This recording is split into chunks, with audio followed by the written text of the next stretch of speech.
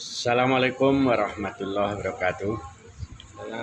Alhamdulillah pada malam ini saya bersama teman-teman perjuang dakwah di masjid apa namanya Al-Hijriyah Koto Tuo Padang, tepatnya di Lubuk Binturun ini ya. Orang menyebut Lubuk Binturun.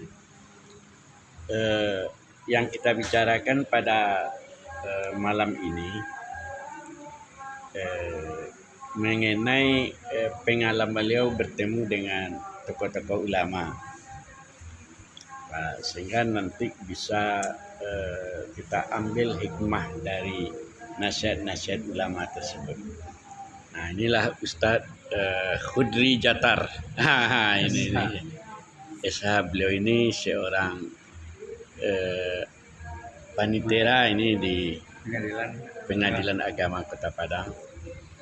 Kemudian Ustadz Izul Amri, beliau adalah pengurus masjid, aktivis dakwah ini di Masjid Al-Hijriyah Kota Tuo.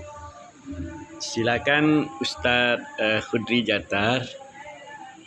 Saya sudah dengar kabar Ustadz punya kesempatan untuk bertemu, bersilaturahmi dengan tokoh-tokoh ulama tua-tua ya. Nah, silakan Ustadz, diantaranya apakah Ustadz mulai dulu dengan Buya Hamka atau yang lainnya, silakan. Kesempatan ke berapa menit? 10 menit semuanya. Soalnya dibatasi itu. Iya. Assalamualaikum warahmatullahi wabarakatuh.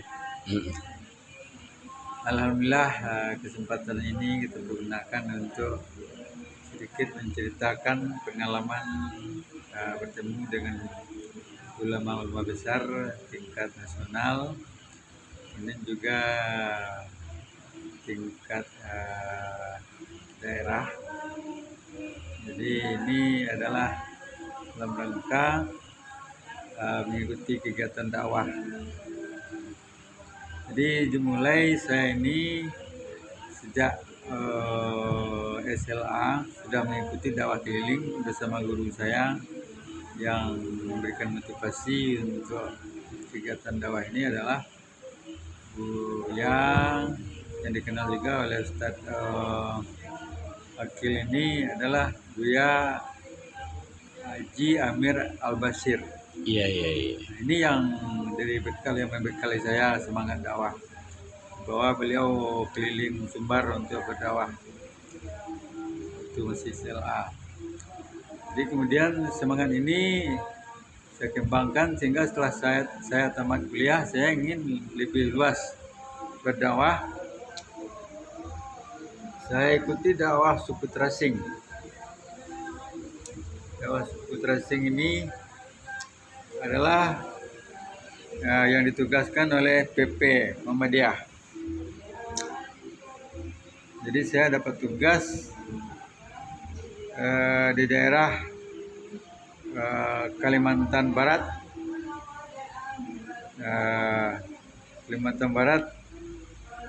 Yaitu di Kabupaten Kapuas Hulu.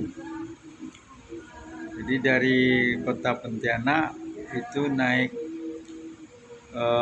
kapal di Sungai Kapuas 3 hari 3 malam sampai di Kapuas Hulu.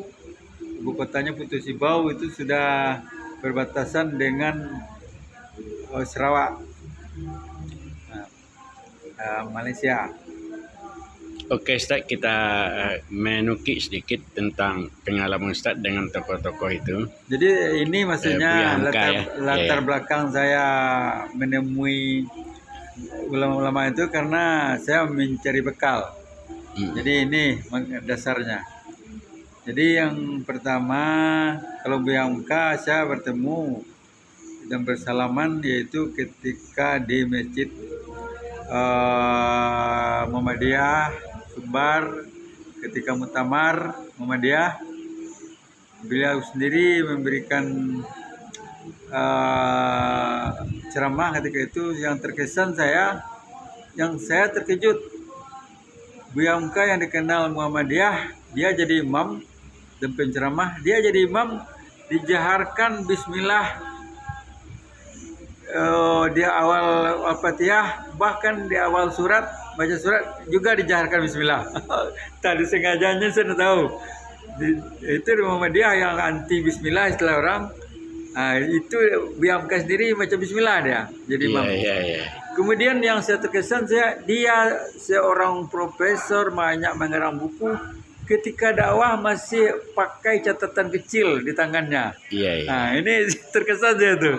Hmm. Itu dengan Biamka. Iya, iya. Saya bersalaman dengan dia. Hmm. Kemudian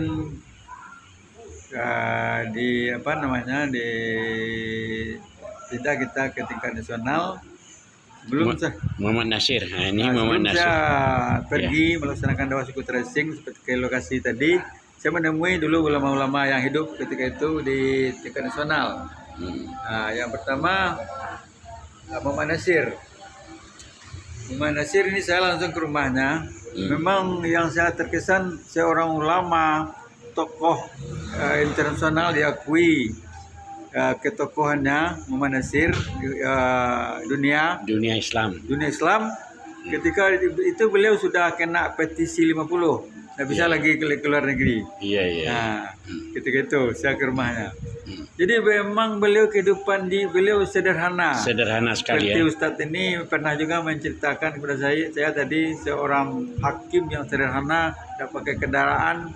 Jadi Muhammad Nasir ini tokoh internasional, mobil buruk yang kendaraannya, mobil usang. Ya. Didorong-dorong ya. Bukan didorong, tapi mobil yang terkesan usang lah, enggak mobil baru. Jadi itu kata kakak saya itu di kendaraannya yang dibawa sering ke DDI. Iya, iya. Ke Keramat Raya. 45. Saya ke rumahnya itu minta rekomendasi untuk masuk di sekolah kedutaan Arab Saudi, namanya ketika itu LPBA ya. Lembaga Pengajaran Bahasa Arab yang sekarang namanya LIPIA. Ketika itu bertempat di Jalan Raden Saleh. Ya, ada pesan khusus dari Pak Nasir. Pak Nasir karena tugas saya ringkas, tidak lama-lama, saya minta rekomendasi aja diberi tulisan tangan. Ya. Dengan dasar inilah saya bisa masuk. Itu makanya saya ceritakan. Apa isi rekomendasinya tuh? Ya, ini kader dakwah, kader dai ingin mendalami bahasa Arab, tolong dibantu.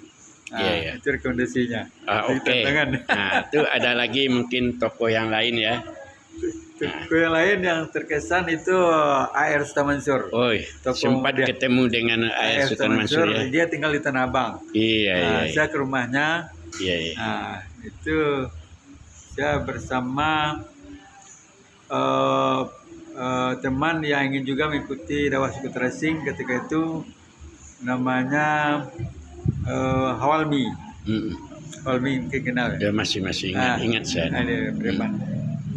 Saya minta nasihat, tujuan ke rumahnya minta bekal karena saya akan berdakwah, tentu dia dikasih bekal.